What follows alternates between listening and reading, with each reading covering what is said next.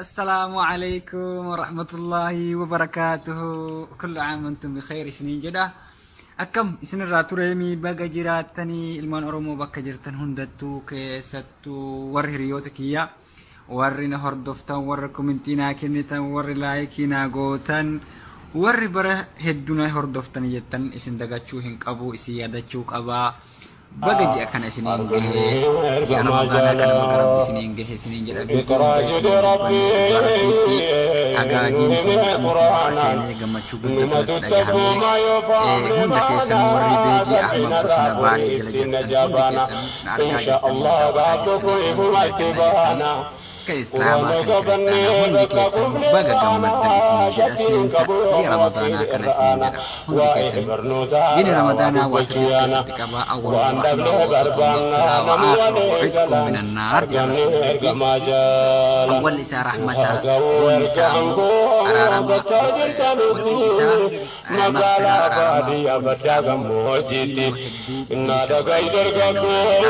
ربي ورحمة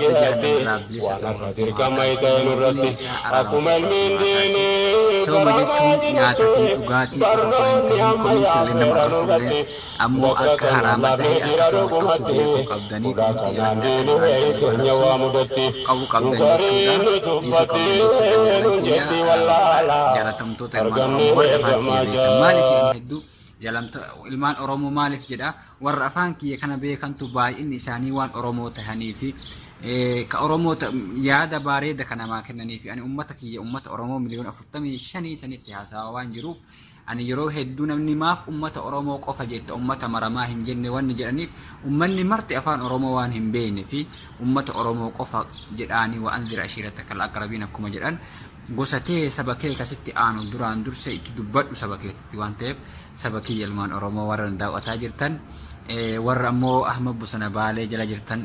beeji Ahmad Bosona Baalee mana banamee jira nama 4,542 gahee jira baay'ee gammade guyyaa sadii keessatti haga banee jedhee duraan jalaa cufate guututti dhabamee namoonni sun jechuudha guyyaa sadii keessatti nama 4,500 fi reefuu tana jechuu yoo laalee jedhu ammallee dabaluun oolu 542 gahee jira jechuudha guyyaa sadii keessatti namni beejii yoo banattan guyyaa nama meeqa isin hordofa guyyaa sadii keessatti jechuudha baay'ee gammachuu guddaadha hagam nama biratti fudhatama qabaa fi namni hagam maqaa kiyya kana na barbaada argisiisa jechuudha kuni warri laayik gootan ammallee kabiraallee achirratti waan hedduu waan dabarsuuf jecha garanarra beeji irratti namni guutee jira gara 5,000 gahee ka hordofu jidduu hordofu malee beeji Ahmad Bosona Baalee irratti na hordofaa isiniin jedha mee arrakaa dubbii teenatti haa deebinuu keessattuu warri ambaa jiran ilmaan Oromoo jechuudha ka baay'ee isin galatoonfadhu dhugaa rabbiitti hicciitiin amantii tuni ummata Oromoo qofa galti haasawa ariifataa haasa'e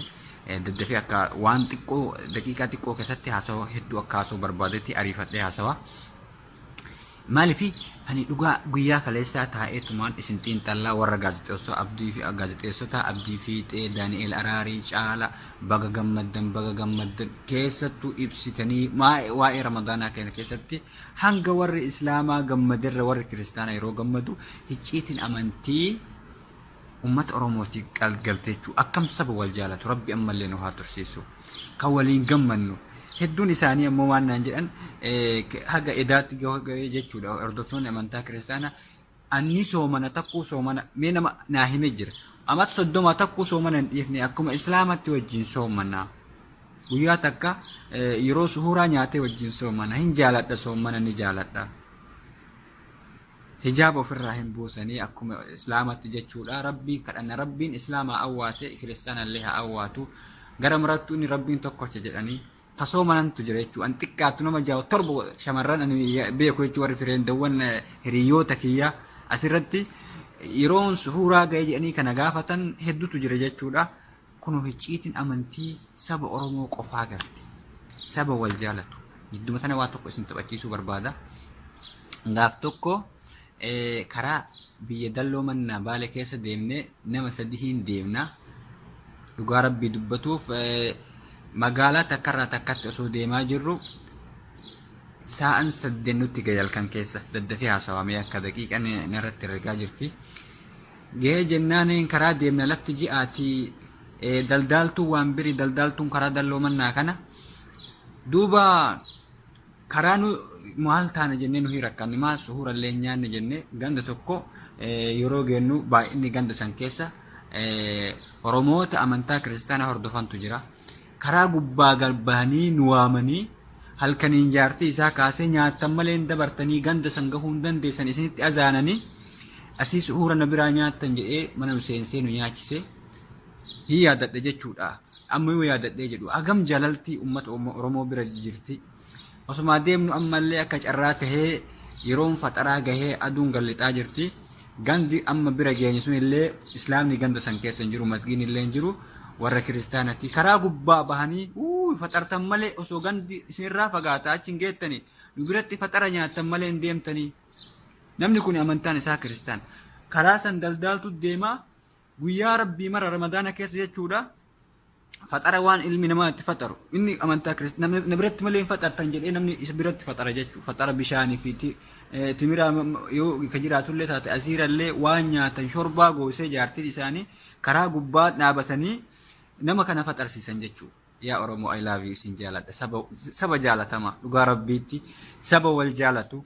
saba amantii waliin qoonne hin jiru jechuudha baay'ee na boocisa wanni oromiyaa keessa jiru saba oromoo keessa jiru yoo yaadadhee jedhu waan namni tokko hin qabne qabdi jechuudha oromoon kanaafuu haganuma dhaamatan isinii dubbadhee itti akka gammadan rabbi nu haa tursiisu jedha daqiiqa na jalaa deemaa jirti irra deebi'an mallee isinii hima warra biyya ambaa jirra jechuudha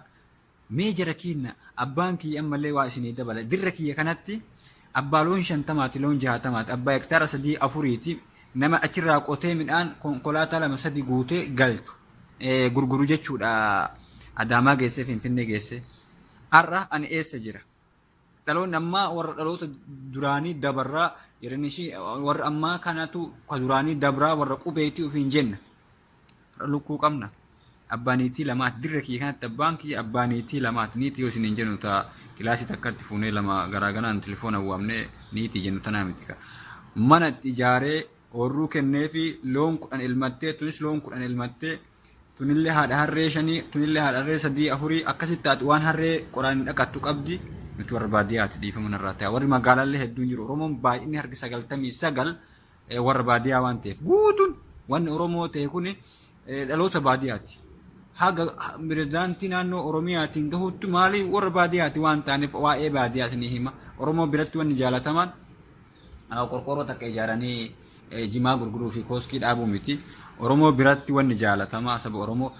horii hedduu horatu harree hedduu qabaatu re'ee hedduu qabaatu hoolota hedduu qabaatu lafa hektaara hedduu qaba lafa qonna maayii kana eegale malee oromoon qonna illee hin beeku haguma hin beekutti dargimmaan aseennan dhufe malee nama horii hedduu qabu nama muka hedduu barzaafi enu bargamoo hedduu dhaabatetu ganda buulessaa jedhanii ganda oromoo yeroo dhaytu warra baddaa koboonni isaa dheerinaan achi gahu muun isaa wanni dhaabate maal jettanii gaattiraan isaa barzaafin isaa loon isaa ka bobba'u kanatu abbaa qabeenyaa jedhamanii kabajaa qaba malee oromoo biratti fakkeenya qorqorroo ijaartee suuqii konkolaataa yoo qabaatte gatiin qabu ilma oromoo biratti kabajaman horii hagam qaba ilmi sun jedhani horii akkam qaba farda akkam qaba hoolaa hagam qaba jedhanii miire waan akkana tahee fi ilma oromoo biratti warri akkas turan jechuu abbootiin keenya nuti har'a eessa jirraa yaa biyya warra biyya alaa jiru irra jabaan nama makiinaa caccabtuu yaabbatee biyya Awurooppaa fi Ameerikaa sanallee dhiibaa yoo isiin garii dhadhaabatte waa qabeenya qabaa jedha duwwaa jechuun mana kilaasii takka keessa gale jaartii lama fuudhee jechuun ta'a mana takka keessa wajjin galchite isiillee mana dalayduu miti mana ofii keessa dalaydi jechuu isiin qabeenya isii dalaydi malee qabeenya namaan dalaydu biyya arabaallee mana namaa osoo dalaguun ta'in jaartii fuutee mana arabaa dalaysiisaa osoo hin tahin qabeenya isii irratti dalaydu jaartii jedhamti malee taammoo biyya ambaa ergatan tanaa miti rabbi tana keessa illee nu haa baasu kanaafuu wanni dhaamu barbaadu biyya keenya irratti osoo dargin akkasitti ari'u osoo beeraawuuf ari'an abbaan kiyya akkasitti obsee taa'ee qotee hidhamaa tumamaa ajjeefamaa jiraatanii nus biyya keenyatti gallee duunee ajjeefamaa biyya keenya irratti haa falmannu isiniin jedha nagayaannaa tura yoo dandee ramadaana kana keessa isin deebi'a yoo dadhaba immoo guyyaa iidaa wal agarra isiniin jedha Ahmad Bosona Baalee irratti hordofuun dagatinaa jaalatamtoota fi kabajamtoota kiyya dhiifama isinii godhe warra natti aartan hunda I love you Oromoo hunda keessanuu isin jaaladha galatooma.